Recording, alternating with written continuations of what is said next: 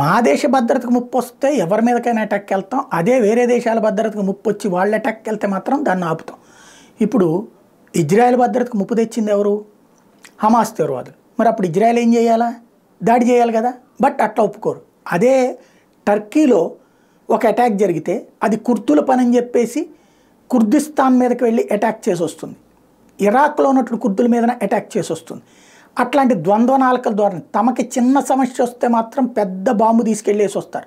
అదే పక్కనోడి ప్రాణాలు పోతున్నా సరే వాళ్ళ జోలికి పోకూడదు. మత పిచ్చతో రగిలిపోతున్నటువంటి టర్కీ, ఏది ప్రపంచ ఖలీఫా అయిపోతాలనుకుంటున్నటువంటి టర్కీ మీద ఇజ్రాయెల్ తీవ్ర ఆగ్రహం వ్యక్తం చేసింది. Israel's national security minister Itamar Ben Gvir has called Turkey president Recep Tayyip Erdogan a full blown Nazi following the arrest of an Israeli footballer. Netanyahu's minister also called for the total boycott of Turkey.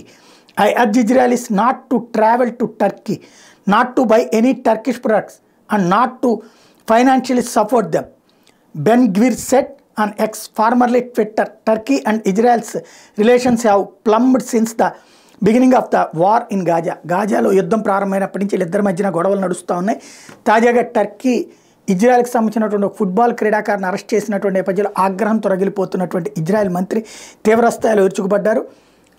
Turkey వ్యవహార శైలిని తప్పుబట్టి దాంతో కార్యకలాపాలు ఆపేసుకోండి అంటూ తన ప్రజలకి, Israel ప్రజలకు పిలుపునిచ్చారు.